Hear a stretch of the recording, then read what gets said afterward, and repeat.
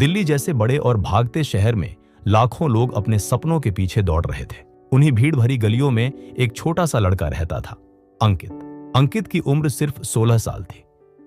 उसके पिता सड़क किनारे चाय का ठेला लगाते थे और माँ घरों में साफ सफाई का काम करती थी। उनका छोटा सा घर रेलवे लाइन के पास बनी झुग्गियों में था, जहां बारिश में छत टपकती थी और गर्मियों में बिजली घंटों गायब रहती थी। लेकिन उस छोटे से घर में एक चीज बहुत बड़ी थी, अंकित के सपने। अंकित बचपन से ही कंप्यूटर इंजीनियर बनना चाहता था। जब भी वह बड़े बड़े ऑफिस की चमकती इमारतें देखता, उसकी आंखों में उम्मीद जग जाती। एक दिन उसने अपने पिता से कहा, पापा, एक दिन मैं भी बड़े ऑफिस में काम करूंगा। उसके पिता मुस्कुराए, लेकिन उनकी आंखों में चिंता साफ दिखाई दे रही थी। बेटा, सपने देखना अच्छी बात है, लेकिन हमारी हालत भी देख। अंकित चुप हो गया, मगर उसके अंदर एक आवाज लगातार कह रही थी, अगर खुद पर विश्वास हो तो कुछ भी असंभव नहीं। यही उसकी यात्रा की शुरुआत थी। अंकित सरकारी स्कूल में पढ़ता था। उसके पास महंगे कोचिंग सेंटर जाने के पैसे नहीं थे।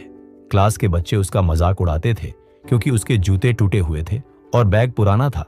एक दिन स्कूल में एक टीचर ने पूछा, बड़े होकर क्या बनना चाहते हो? किसी ने डॉक्टर कहा, किसी ने पुलिस ऑफिसर। जब अंकित की बारी आई, उसने आत्मविश्वास से कहा, मैं सॉफ्टवेयर इंजीनियर बनूंगा। पूरी क्लास हंस पड़ी। अरे पहले ढंग का मोबाइल तो खरीद ले, इंजीनियर बनेगा ये। उस दिन अंकित बहुत दुखी हुआ, लेकिन उसी शाम उसने खुद से वादा किया, एक दिन यही लोग मेरी सफलता पर तालियां बजाएंगे। अंकित की असली परीक्षा अब शुरू हुई। दिन में स्कूल, शाम को पिता के चाय के ठेले पर मदद और रात में पढ़ाई। उसके पास लैपटॉप नहीं था। वह एक छोटे साइबर कैफे में जाकर घंटे के हिसाब से कंप्यूटर चलाता था। पैसे बचाने के लिए कई बार वह खाना छोड़ देता। धीरे धीरे उसने इंटरनेट से कोडिंग सीखनी शुरू कर दी, लेकिन जिंदगी आसान नहीं थी। एक रात उसके पिता अचानक बीमार पड़ गए। डॉक्टर ने आराम करने को कहा। घर की कमाई लगभग बंद हो गई। माँ ने रोते हुए कहा, अंकित, शायद अब पढ़ाई छोड़कर काम करना पड़ेगा। उस पल अंकित के सामने दो रास्ते थे, या तो हालातों के सामने हार मान ले या अपने सपनों के लिए लड़ता रहे। उसने दूसरा रास्ता चुना।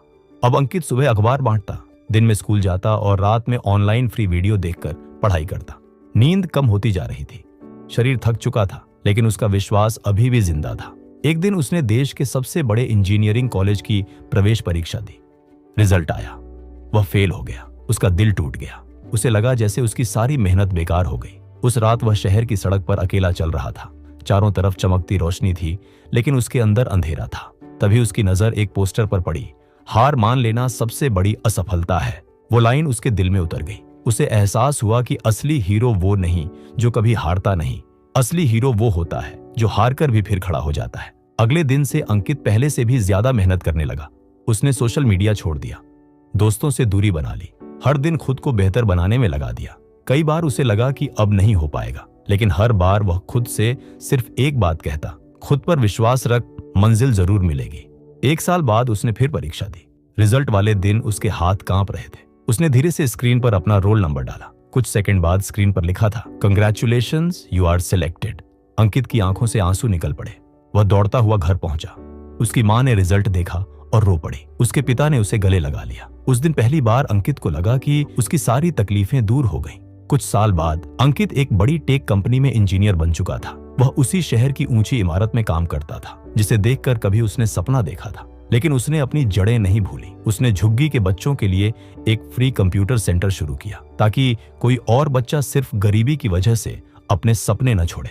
सेंटर के बाहर एक बोर्ड लगा था, अगर खुद पर विश्वास हो तो गरीबी भी तुम्हें रोक नहीं सकती। ये कहानी हमें सिखाती है कि जिंदगी में मुश्किलें सबके सामने आती हैं, लेकिन जो इंसान खुद पर विश्वास रखता है और कभी हार नहीं मानता, एक दिन वही अपनी किस्मत जरूर बदल देता है।